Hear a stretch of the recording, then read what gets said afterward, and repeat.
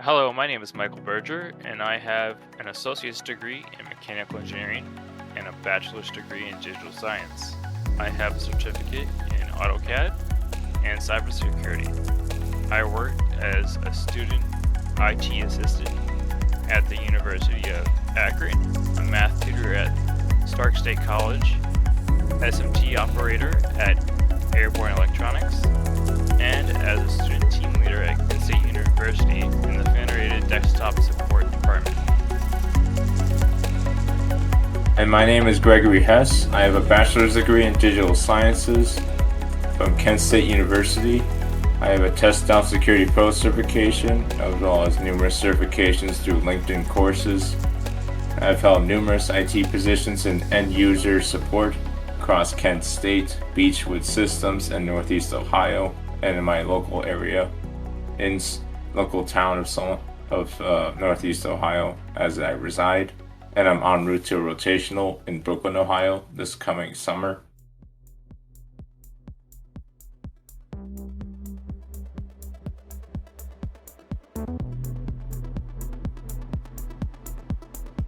Hello, everyone. Welcome to another episode of the TechIT podcast. It is August 20th of 2022, and we got a pretty full pack of stories for you today. All you listeners out there, be it wherever you are or however you're listening to this. I'm your host, Gregory, with my co-host, my good friend Mike down in Florida, while I reside here in kind of beautiful Ohio, I guess. Some of the top stories we're going to hit on include lawsuits from the likes of Amazon against Facebook group admins, a Ethereum update regarding how it does its mining, the CHIPS Act passing, we're going to cover that, as well as multiple other stories, including the potential fall of Netflix, as you've probably seen around in the wavelengths of the World Wide Web, as well as our takes on this security breach for John Deere tractors, as well as our takes on the new e-car made by Ford, F-150 Lightning truck. That and many more in this week's episode. But first, Mike, how you doing? I'm doing pretty good. What's the weather like up there, Greg? It's pretty sunny, but it'll just switch to rain all of a sudden by like 2 p.m. Is it warm or cold? Like, like it's not beating hot, but it's hot. Like, it gets up to 77, 78, That's nice. which suitable, even though I am someone that likes to be indoorsy and go outside for hikes and hang out with people outside, that sort of thing. Well, I'm glad that you're enjoying the weather up there.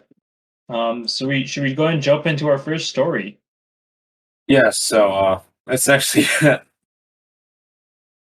it's actually a new innovation here that I got from Wired.com, which I highly encourage you all to also take a look at as well, because we have a lot of stories to cover here, so I want to try to get the basis of this.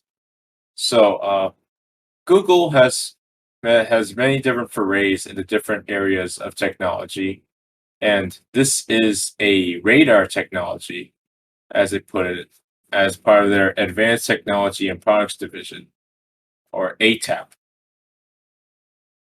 in order to sense movements from our own body language without the need of cameras, which it saves us paranoid people, I guess, from seeing if Google's actually filming us in these clothes. But yeah, they've kind of launched this technology pretty well, as they put it out with their Nest Hubs. If you out there have a Nest Hub, that's a Generation 2 Nest device, as well as their own Google phones, like the Google Pixel 4, had this ability to detect simple hand gestures to snooze alarms or pause music without touching the phone. You just have to signal it to them, just hovering over the phone, which is pretty neat in terms of like what the capabilities can be for this. So, what's your take on this, though, Mike? Well, from someone that doesn't really care if it's a camera or a sensor, I I can see the potential, um, but to me, this is kind of like old news. I mean, it's kind of a cool idea. It's kind of for those skeptics, though. Like, I really don't care. Like, if someone hacks my camera, I really don't care. Like, what you're gonna sit me looking at a TV screen all day? That's, I mean, it's just boring. Or just watching TikToks or working or whatever. So I don't care if someone if it's a camera or just like a sonar thing. So either way, I'm down with that. But maybe for people that are a little bit more paranoid, this would be a great selling point for them. So Because if you're like living in fear of like like having cameras everywhere, which I get it, like you don't want to have cameras everywhere. I feel like we're always on camera nowadays. So maybe from like a psychological standpoint, this might be um it might be helpful. But I don't know. I'm just one of those people that don't care that much if it's a camera or sonar. But it's cool. There's some nice features in there. Being able to like get off the couch and watching Netflix and then like it'll just like automatically pause for you. That's kind of cool. Um, I think it's kind of funny. Like we're getting farther and farther away from knowing how our technology works. And like sometimes when I own like a TV or like a monitor or something like that, I don't know how the yeah, manual buttons work until like I lose the remote or something. I think this is just another level of like tearing us away from like how to like manually use stuff. So I know like sometimes I'll be like 3 years into using something and like lose the remote and like have to use the manual or the remote. Or like instead of the remote, I have to go up and use the buttons on the TV, and I'll be like, "How do I do this?" So like, does this get us to the exactly. point where we're just like we don't know how to use technology anymore? And because everything's done for us. Um, I don't know. I think if you look up, you can look up menu online, I guess. So I think it's neither here nor there. What are your thoughts about that? I mean, again, it's not a completely new innovation. I should correct myself there, as this kind of been in the works since like 2014, 15. But a representative, Gusti, I'm probably not saying that, pronouncing that correctly, but they said it's more like an advanced motion sensor, which, having grown up through the age of motion sensing technology, this is probably the best I've seen motion sensing in terms of what they've put out here in this Wired.com piece. Even though the range is around only 9 feet, which is less than a lot of cameras these days, like for bigger motion sensor cameras that like they use for like companies or like for scheduling things on like major enterprises that like schedule like I don't know how to wire when to water the grass or when to turn the lights on the company floor or something. But Yeah, I feel you on the motion sensor side. On the motion sensor side, I see the energy saving potential when you can just like, oh, there's no motion in the room, turn off the lights. You know what I mean? So I can see um that having a lot of potential. Just like great news for the environment. It'll like if you can more accurately sense um where the people are, or if there's people in there. So if you went from motion sensing to like radar, then that would be a big boon for because like if you could just send your radar out and detect if anyone, or let's just say it like reads the room and detects if any new entities are in there, um, that let's say that has moved within like the last 10 minutes, or you could even just say any new entities. Um, you could even do like thermals on that and be like, oh yeah, this is a living person. Like you could have thermals do it and do radar, and then just be like, hey, there's a living person in that room. Let's keep the lights on. And then when they leave, oh, they left. Let's turn off the lights. So that'd be really cool. That's a nice feature. Um, and especially like if you have big facilities or warehouses and you're trying to save power costs by not like having every single light in the place on, I can see a lot of potential there. Rightly so, because they bookmarked embedded rather a video in here about the in the lab with Google 8 tap, which I encourage you all to listen to watch if you want to be more interested in this Soleil radar technology. That's SOLI radar technology. But to kind of wrap this up, I see where people can go with this, but also they end the article by saying like, "Oh, there's people that don't like Google's connection with this because Google likes to." They were kind of at fault for like monetizing stuff that isn't on your volition, but also the idea of bringing in people like social scientists as this researcher at Carnegie Mellon University is putting it. Bringing people like social scientists and behavioral scientists into the field of computing what makes this more humanistic, as he puts it.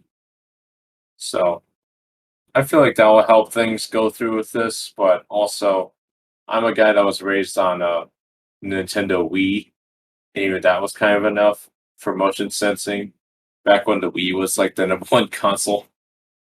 And motion sensing on that was just like, oh, I can hit a tennis ball, or I can nose when I'm running, So I wonder how Google will play this out forward. But jumping off from there, from another tech giant to another giant in telecommunications, we have a follow up about a story we had back in the spring about T-Mobile having a data breach that infected 76 million people.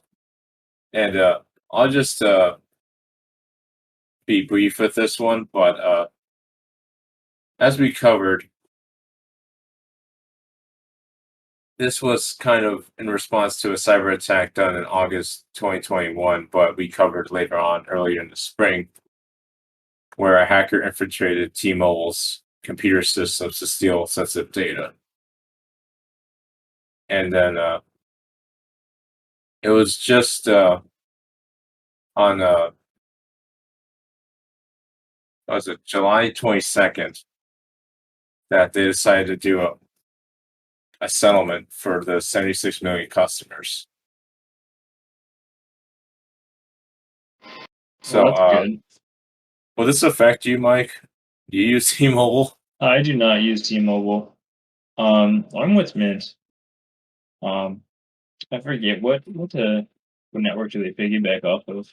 I can't even remember. But at the time when this breach happened, I did not have T-Mobile. So uh, even if Mint piggybacks off them, it doesn't affect me. Because at the time I think it was on Verizon. But it's And good that I'm on. they're getting their settlement. They're excuse me. Good that they're settling and getting help to those people that need it. Um, Well, the effective people, like, yeah, is they a are good affected by sign that they're actually responding and reacting upon this compared to like the those data breaches that happened at those hotels when the hotels did basically nothing when they got breached and they lost a bunch of guest data like credit cards and the like. But the filing also, they issued a statement that they would also be filing a pre-tax charge of about $400 million in the second quarter as a result of the settlement, and that includes a $150 million investment in security. Well, that's good. I'm always for companies investing in their security. It's an important part of a company, and you want to protect your customers' data. Anytime you're taking your customer's credit card or any information, like any other personal information, it should be protected. Rightly so, because that was one of the things I wanted to. That's why I kind of picked up on the story as it happened last fall. It's just like this suddenly happening, even though T-Mobile's not the exactly the biggest cover of telecommunications services and networks.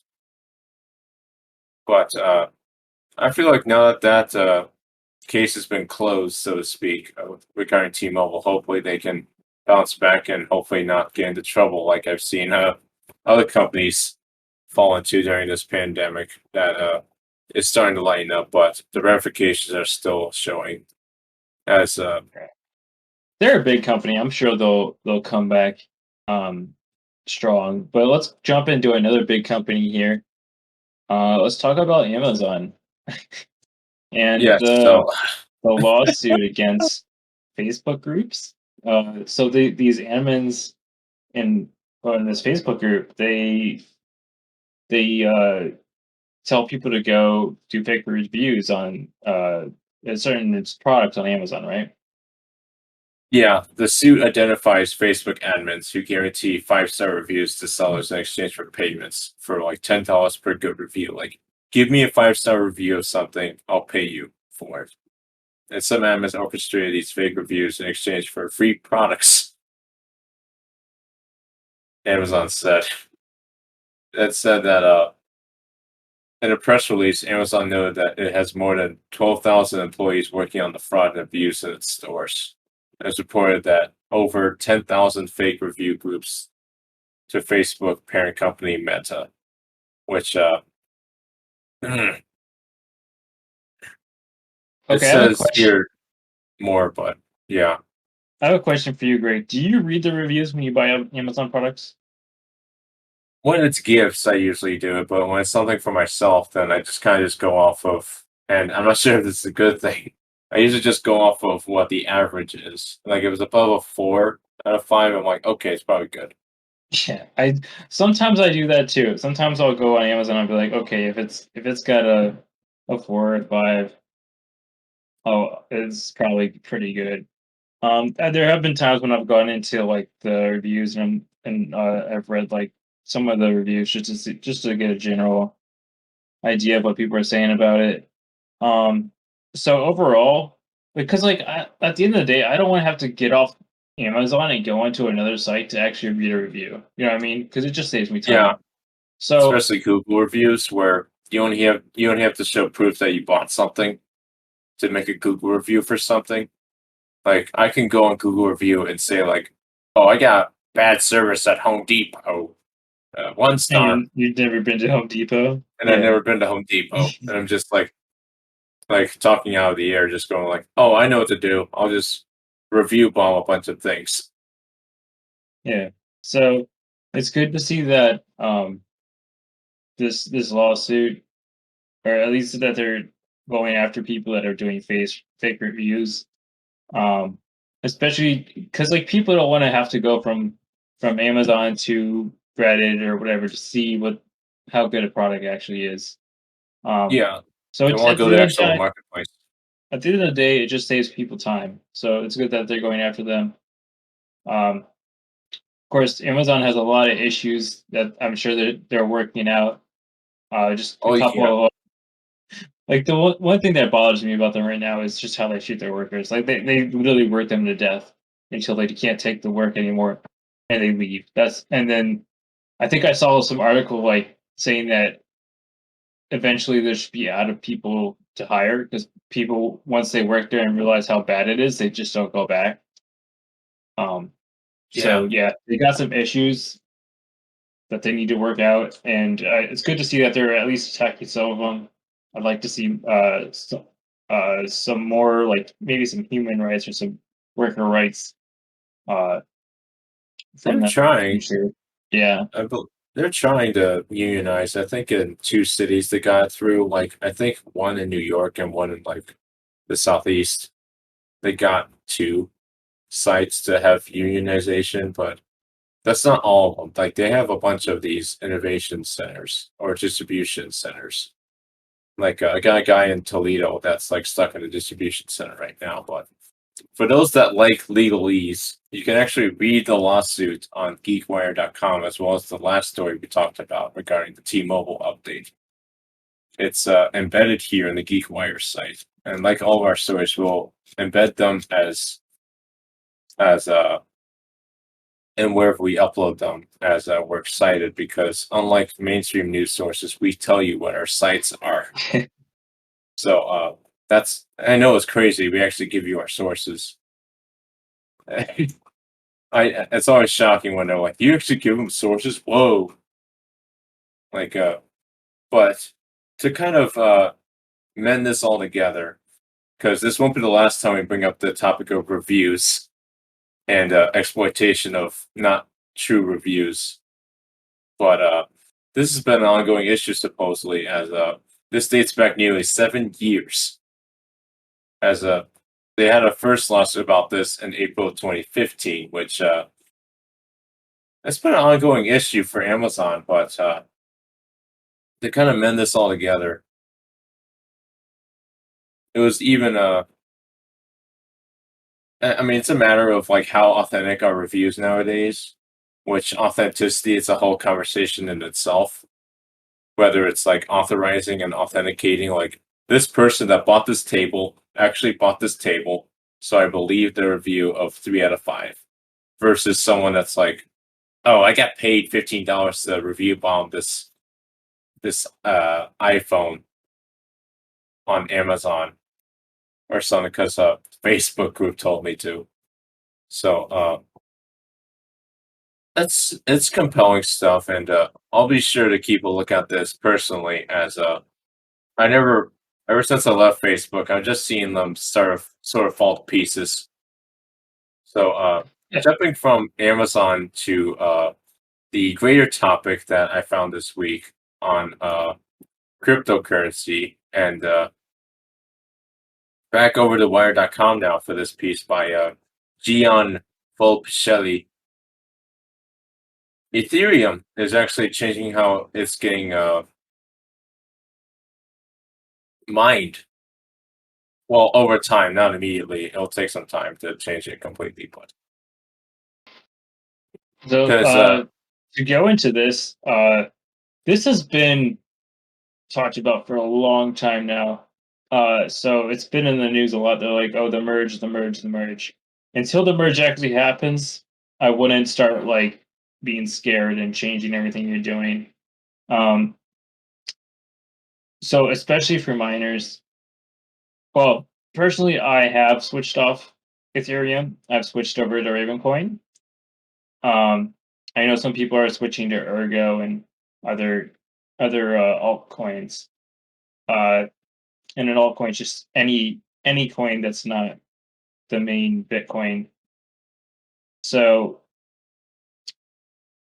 as someone that does mine with GPUs, I I'm just I'm very skeptical about any, because like the way the network's supposed to work and the way it works with a lot of other cryptos is everyone like they diversify all the all the blocks. It's spread out, and like everyone, like the system checks with everyone to make sure it's secure, right?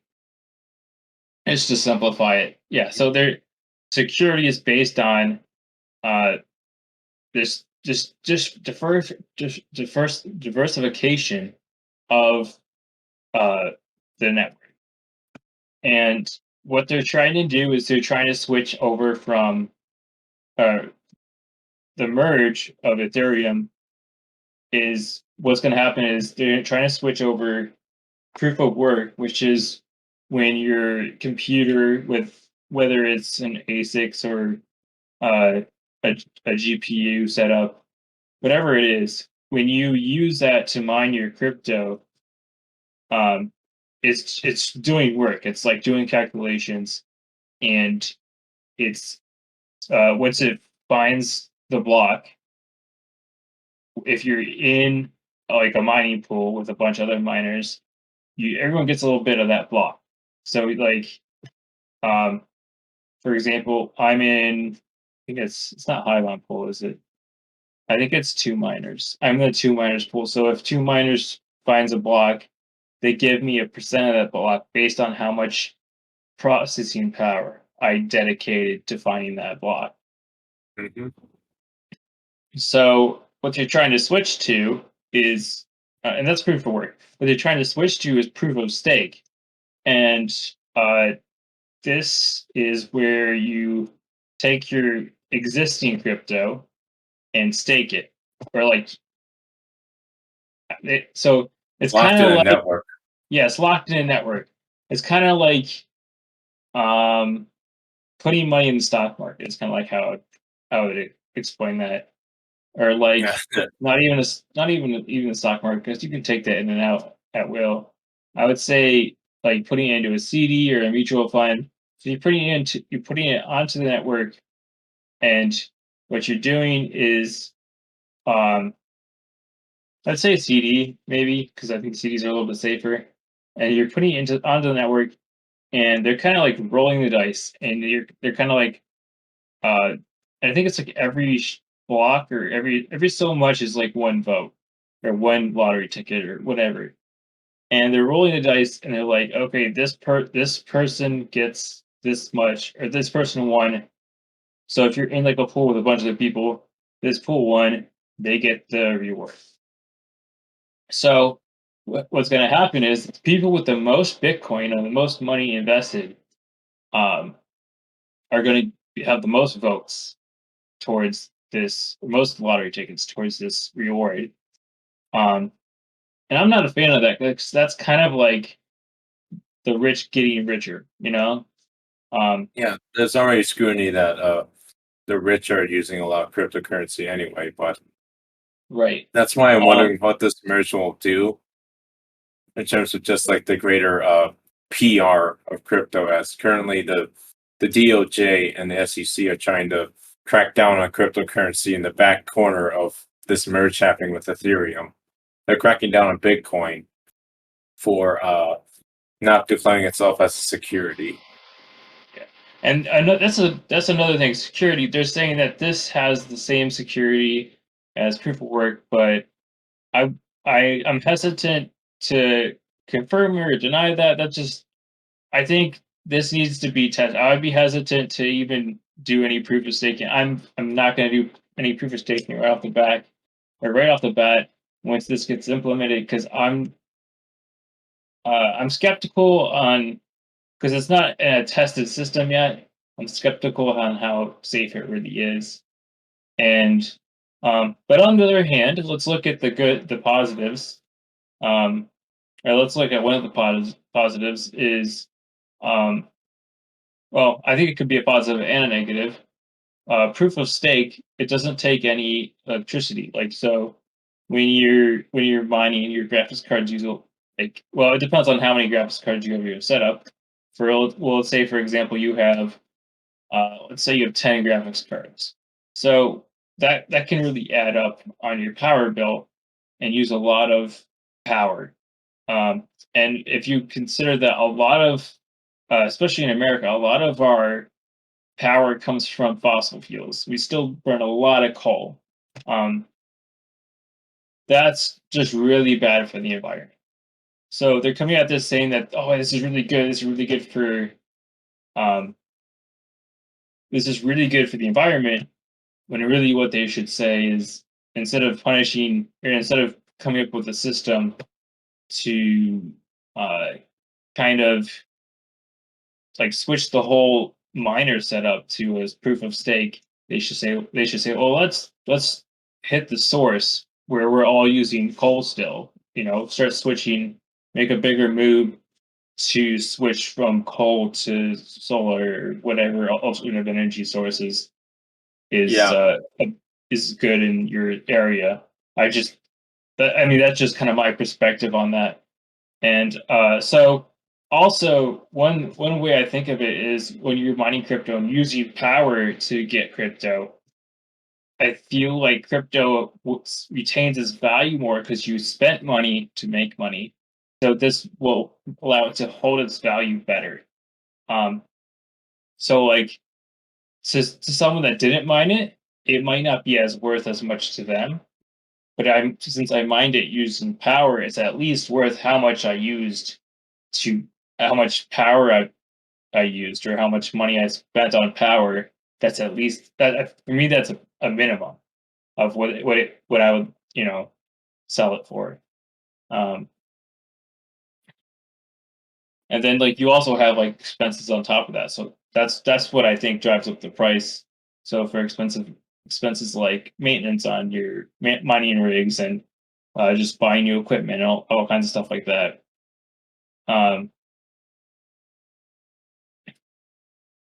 I think they're. Oh yeah, so it's bad for miners. So essentially, miners have a lot of, and they have invested a lot into whatever equipment they have, and when it switches over from proof of work to proof of stake, they're gonna have to sell off all their equipment if they want to do proof of stake or switch to another coin. So this is creating more work and more. Uh, I would say people are very hesitant and afraid that this is going to collapse the mining economy. Well, yeah, because it's kind of like it's been battle tested as they put it here, but Right? all It has there's not been battle it's tested. not like it's a universal claim move. Like they've only said here that there are some uh, that the upgrade is not at all contentious across the entire blockchain industry currently. Still, at the time of us talking about this, and the name that was cited in this is trying to find his name here, but yeah, the founder of the proof of stake blockchain, Tron. He's trying to point positives about this because he's excited about the move and that he feels in his mind, Justin Sun, this proof of stake blockchain of Tron owner, he's excited about the merge and that nearly 50% of the members think of proof of work as safer still, but also more decentralized than proof of stake. But we'll look at this going forward as more updates come about this merge on how much it affects fellow crypto miners or the economy in general outside of cryptocurrency, as a lot of people have been switching to this and even gold. They've come back to gold somehow as the current economy kind of shuffles its feet. But bouncing off Well, of the well, Ethereum gold merge too. always has value. Like you can use gold Yeah, as a currency. You can use gold when you're making jewelry. You can use gold. There's just so many uses for gold. So that's it's why gold will. multifaceted Yeah, currency. it'll be something that we continue to use as long as we need it for production and uh, like if you whenever you make like a graphics card or like wiring, sometimes some wires have like gold plating on them, so it's very useful. And then some.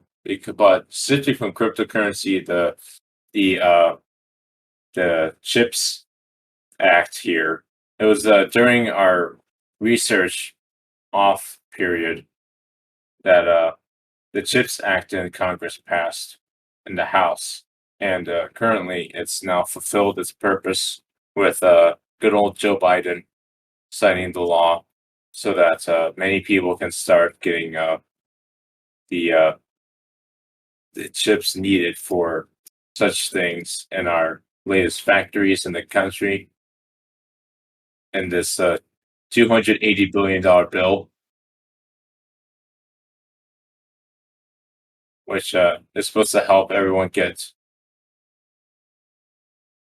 the chips needed for a lot of things, such as cars as well as graphics cards Yeah. and So, the what are like. your thoughts on on this bill? Like, is this a bailout? To like, would you call this a bailout?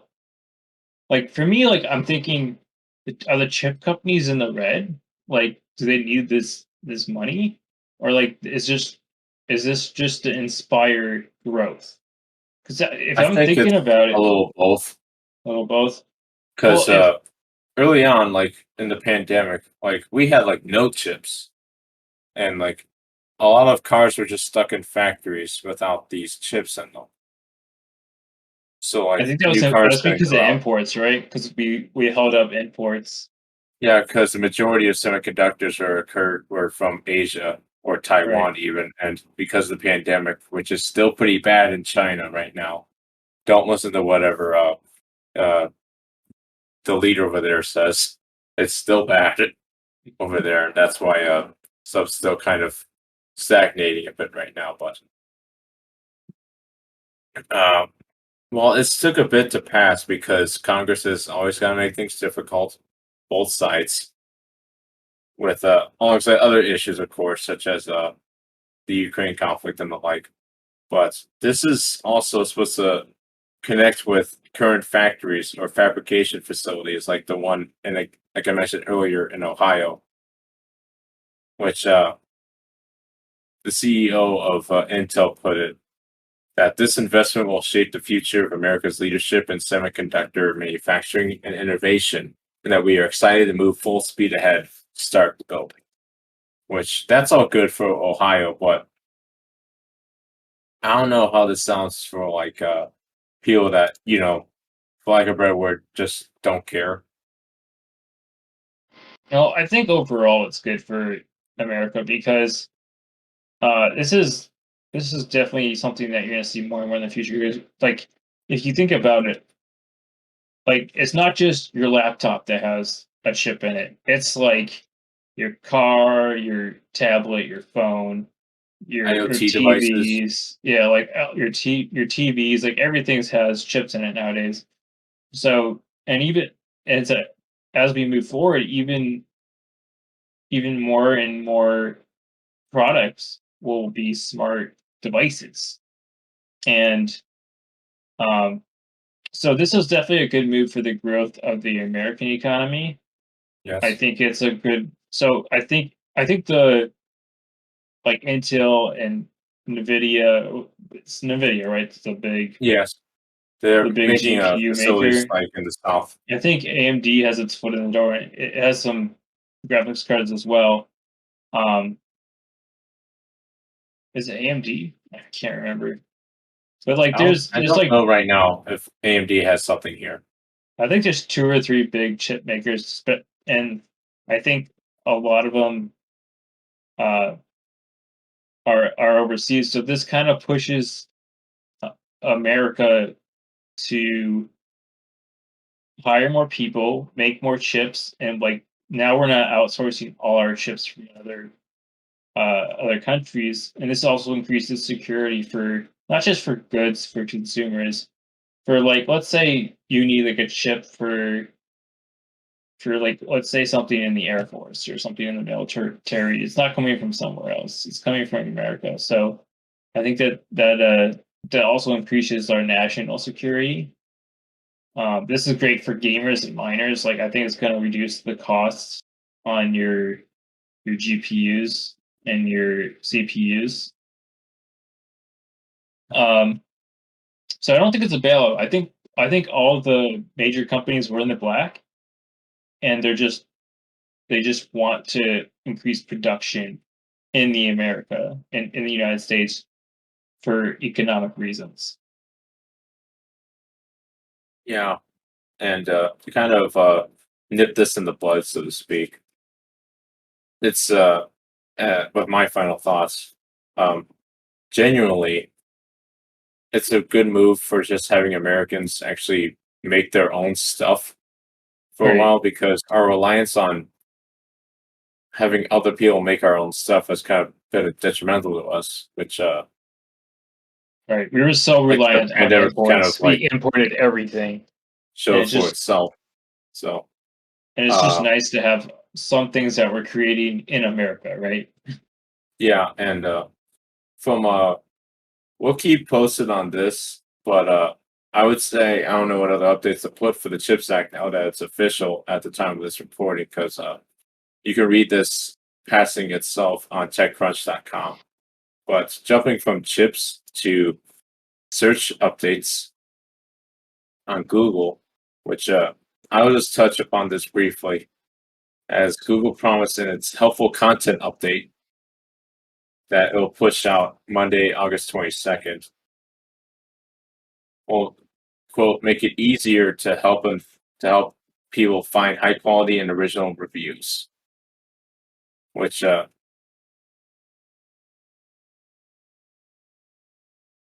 that's all good to just the everyday user to find on the internet, just looking for something good in its search engine. But like we said in the other review story, that was related to another company seeing false reviews.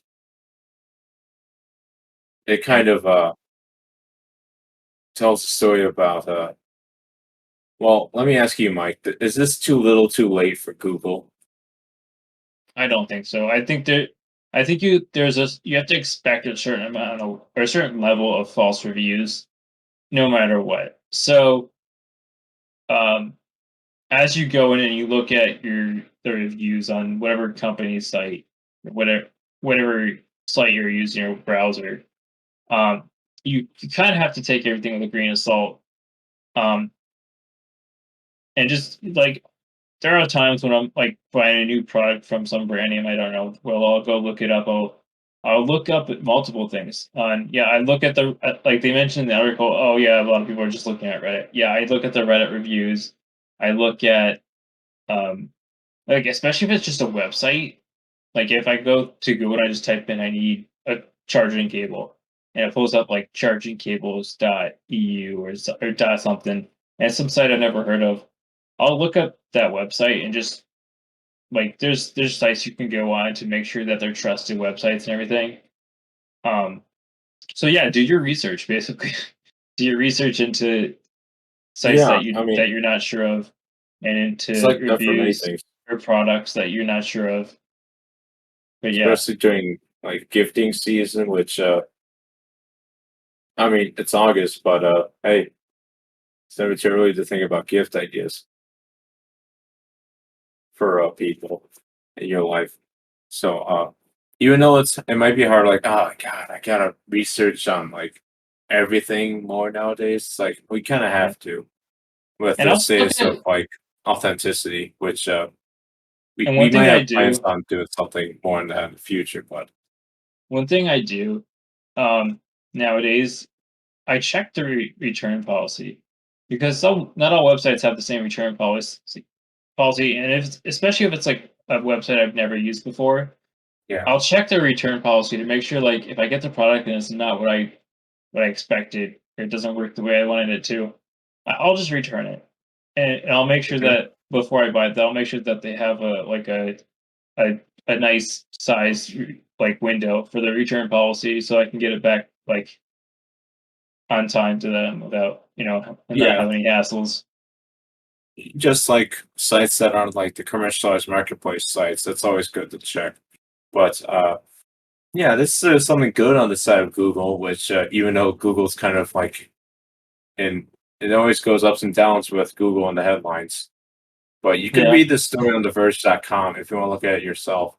It's a short piece, so uh, by Jess Weatherbed. Yeah, I'm not kidding. That's the name, Jess Weatherbed. So the update will roll out again on the 22nd of August for everyone using Google. So moving from Google search updates to something you can find while searching on Google. But before we touch on that, I just want to ask you this question, Mike.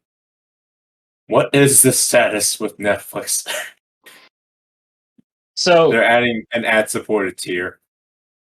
so I don't know. This to me this is dying dead. Like Netflix has I mean they have some great shows on there, but like they're just getting super scammy. Like so when I read this article, I read, oh yeah, they're adding ads and blah blah blah. They're adding ad like low cost. I'm like, that's cool. It's low cost with ads, but like then I read the part where they said you can't download your shows if you're at the ad the with ads level, and I'm just like, that's really dumb.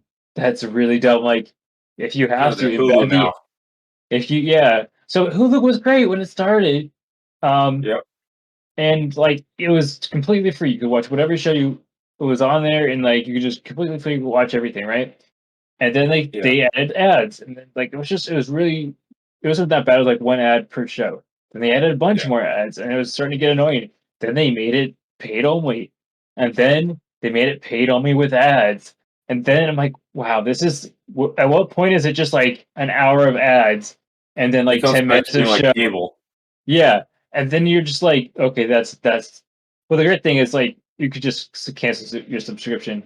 Um, at this point, if you're paying for a subscription, I cancel it because like that's what I don't pay for my subscription. It's my family subscription, but at that point, if I can't download because like whenever I go on trips, I catch up on my shows. So like I'll download like for example, one time I was like traveling like from Ohio to Florida, and I downloaded every.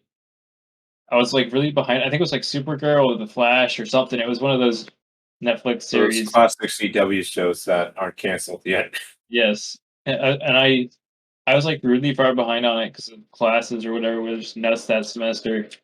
So I downloaded like the whole season to my phone and watched it on the way down, and it was just great because then I could catch up on my shows.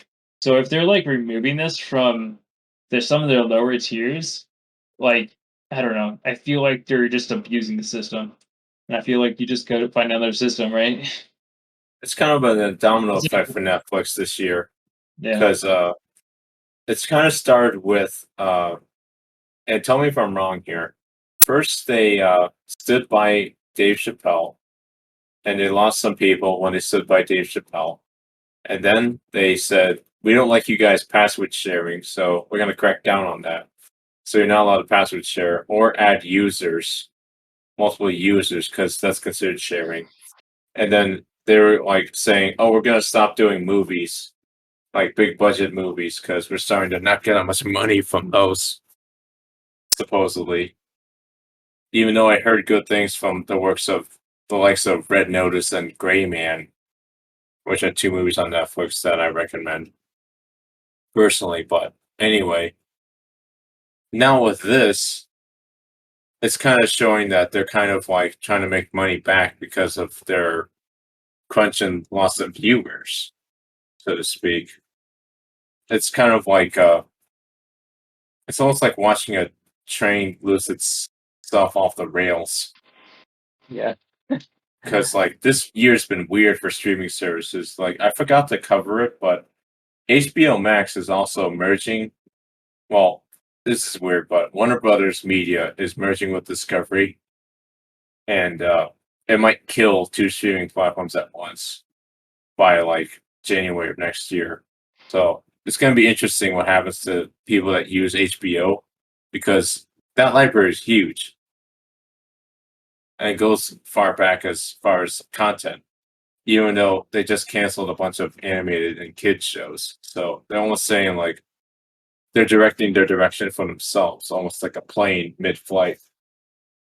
So, Yeah. Their company's dying and they really need to like do a rollback. I know they're gonna be embarrassed about it or whatever. They need to do a rollback on all their decisions from like what is it, the past year or two? yeah, like just this year, like as a whole, has been not good for Netflix in terms of Right. PR, stock, uh, just outlook in general, Is it and wasn't the this reason they all did this? Wasn't like that they're because they still. didn't oh, go ahead, go ahead. I think it's like they almost as if they want like a push for like certain things to work. Like they have shows that still work. Like Stranger Things is still one of the hottest shows Mhm. in our zeitgeist right now.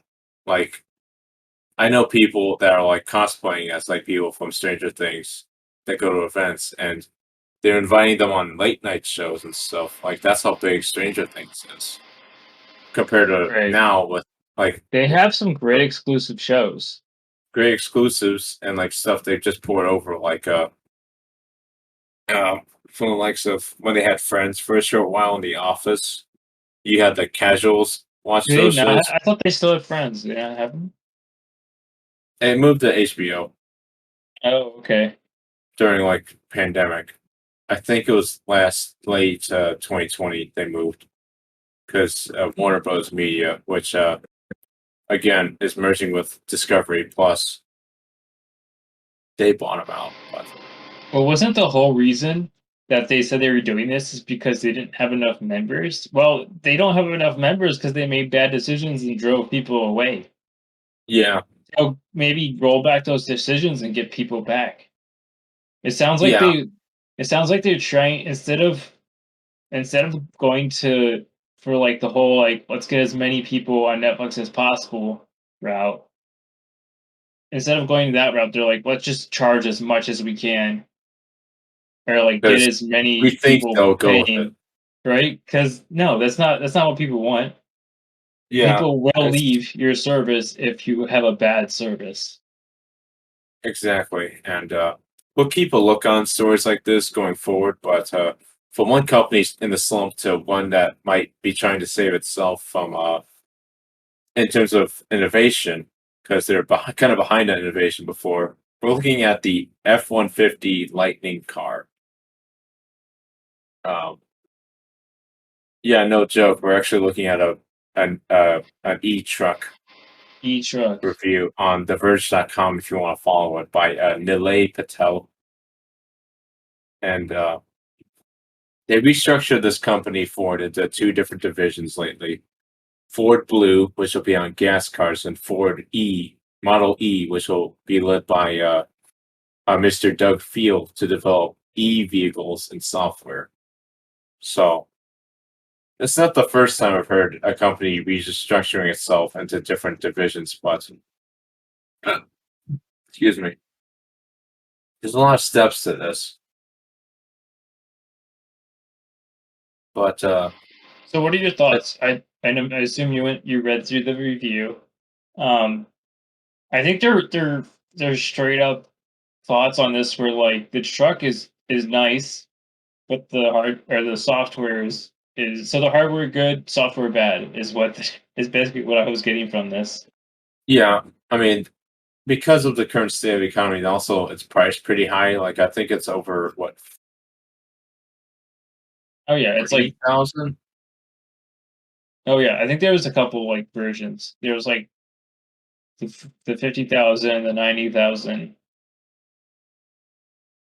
I think there's one other cheaper one, like a low one, maybe like 30 or 40. I don't know, but That's like in terms of the range. It says at 100% charge, the Lightning reports its range at 325 miles, but that well, drops. That number depreciates as you Greg, would drive it. you buy this car? Let's say you had like a farm or something and you needed to haul stuff a lot. Would you buy this truck? No, No. um, Wh- no, What like specifically about this would keep you from buying it? like I think that I have to wait till Ford is more comfortable, for lack of a better word, and e vehicles before I say like this is my all-purpose e vehicle, do it all car. Like Mhm.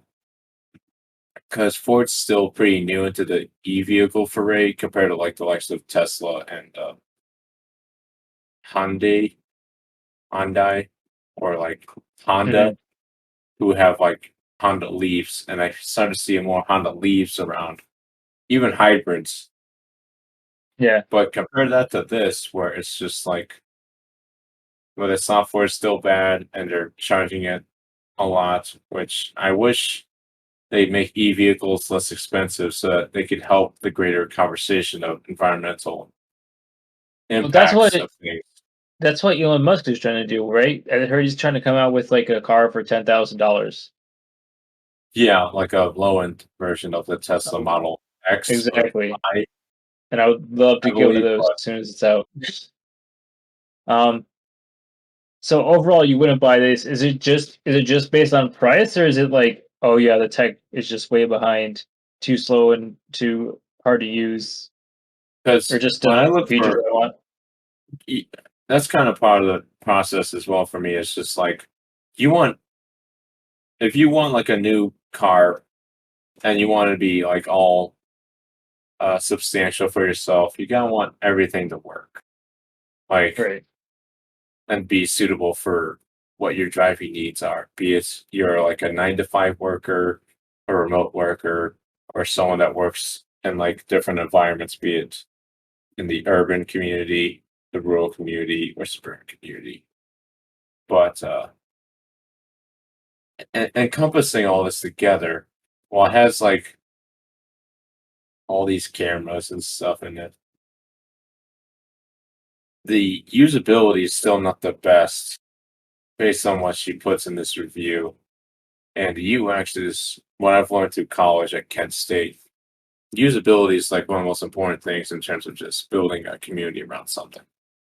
Right. So I I'll leave it agree. at that because Ford's own F-150s have what she calls better buttons for climate controls, as does other cars that are more suited for purposes of just work.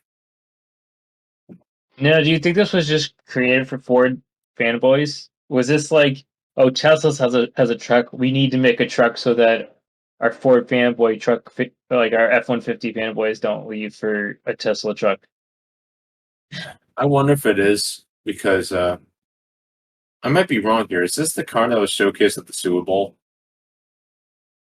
in like Maybe. Super Bowl ads? Because I did not watch the Super Bowl ads. I did because I have old parents, and you're kind of left with watching everything to just be involved. Yeah. As I guess also the problem is also Ford can't make up to meet the demands yet. So Right. if something breaks down with this car, you might have to wait to get parts. Still, See, for me, it's just a price issue.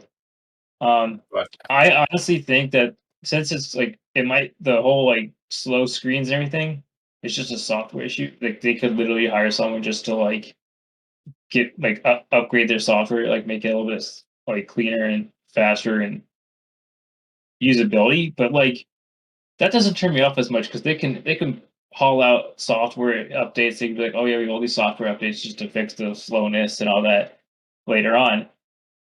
What really gets me is the price. I think the price is ridiculous. yeah, But yeah, I think it's something we should keep an eye on to see if they do any software updates with that truck and or make it just any. updates to the model entirely because Yeah, it looks like a regular truck still yeah, from the outside. definitely something to keep an eye on. Let's I mean, jump right into our next story here, and this is some trucks to John tractors. Deere. Yeah, John Deere, and they're talking about this hacker, but I think this story's about the right to repair, right? Yeah, uh, the hacker who goes by the name Sick Codes, who's Australian. He wanted to exploit the vulnerabilities of agricultural equipment. I guess. I mean, compared to other stuff he covered, agricultural equipment. Sure. It was basically like he did this as a move to uh kind of like force his hand on John Deere by saying because he kind of approached the situation as not being able to customize their gear or having people being able to fix their own issues. So almost like an hacktivist sort of move, which we've talked about in discussions with our friend Dr. Data, even on like what hacktivism is and if it's good or bad. This is a case where I feel hacktivism is used to kind of address an issue of like the sort of uh, anti right to repair. Right. I think it's understandable. I think this is a big thing for farmers, like being able to repair your own equipment. Like if you're trying to like whatever use this equipment that day, and you have to wait for someone to come out and repair your equipment, that could be a big money and time loss. As you know, those go hand in hand. So like this is one of those things that I totally understand that this you should have the right to repair your own farming equipment. I mean, And it's essentially a jailbreak that showcased how, as a researcher put it at a DEF CON 30 convention, Mhm. that essentially anyone could like. He made it seem like some devices were running a Windows S, no SCE, and they made it act like the project took a couple months to do, and running on the code, the bug that his present with this is, as he puts it, how nothing's encrypted or checked done properly, and that a patch wouldn't be even a good fix for this. Rather, just coming out with a new device entirely with proper security baked into it would be the better solution. So I'm not sure what the scope of how many people have the John Deere Tractor 4240 touchscreen controller on their stuff, but yeah, this is just oddity in itself because I didn't know tractors could get hacked, but there you go. Yeah, well, it just goes to show that the technology in that sector has come a long way. But let's go ahead and jump into security today. There's an update for your Mac or your iOS products. Apple Um, devices. yeah, so Apple devices exactly. Um, so apparently a vulnerability has been found in your Apple devices that allows hackers to get in and see your data and remotely control your phones and all this terrible, terrible stuff. So they're just so it was an emergency. There was an emergency alert sent out for this for you guys to update your Okay. devices, and uh, apparently the new update should patch this vulnerability. So yeah, if you get if whenever you can, make sure you guys update all your iOS devices. This is a exclusive that you found where, Mike, on this TikTok machine. Yeah, I found it on the TikTok. Um, who is? Hold on, I forget who the. It's Dylan Page. Dylan Page is the TikToker. Because all the while, I don't believe my mom, who has an iPhone in the house, she didn't get the update yet. But that could just be because she has an SE and they've stopped updating those for like a while. Oh yeah, so yeah, the older ones. I think it's anything like behind. I think they only update sixes and above right now, right? Or is it Yeah, something? 6S's and above. Right. That's Yeah. that block. Which But speaking of this, I'm not a fan of companies not supporting older devices. I think they yeah, should it's support Apple's devices. ploy. Yeah, I think it's a ploy. It's definitely a ploy for them to get you to buy new devices. Like, They should like comparing even if that. they hire interns to make sure that the like it doesn't have to be a lot of support. It just has to be security, at least just security. Um, so maybe they find a way to implement the update on older devices. I don't think it'd be that hard. Um, but yeah, even if it takes more than just interns, like I think it'd be worth it just from an environmental standpoint and from a pocketbook standpoint. Because there are plenty of people out there that can't afford getting a new device every year. You know. Yeah, I Um, know. Like again, the average person still has an SE phone. right. But Like yeah. as one article put it, I can't remember the source right now, but I think that still holds up as the truth. As by comparison, I have an Android, and those updates come out in waves, and even those waves don't exactly work all the time. Like the latest update we got on Android for Snapchat, it's kind of a mess. I'll say that much. Like it crashes. Sometimes they won't let you put text in the picture, so you have to back out and do it again. And it tells you now if you visited a place, which people are saying is against the right to privacy. So I'm wondering if this will come back to bite Snapchat in the back and Snap Inc. themselves. But regarding back to Apple, we've talked about that before on Apple's whole ploy of just like saying, "You better buy our latest stuff, or else we'll kill your device." Yeah. Sort of I'm not a mindset, fan of it.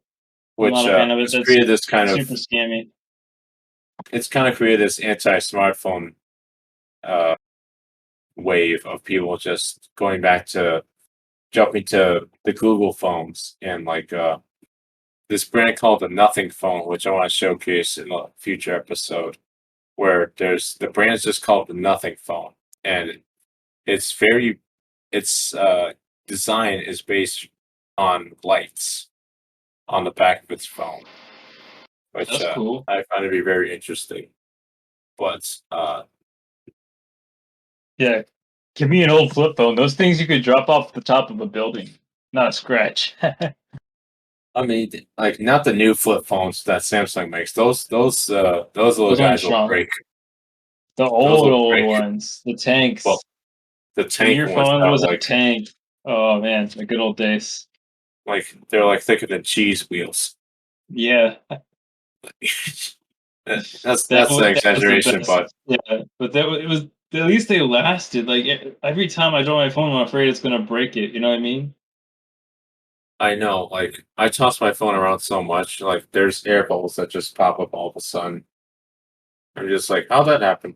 Oh wait, I like threw it around. Oh, but All right, I think that's all we have for today, right, Greg? yeah, thank you everyone for joining us here on today's episode of the Tech IT podcast, and we encourage you all to just stay safe out there, and feel free to give us a like, share this podcast with whoever's in your circle or is interested in hearing about the latest in tech news coverage that is missed out by the mainstream, because we want to keep you informed and not miserable like the other guys do. So stay vigilant and stay safe out there, everyone.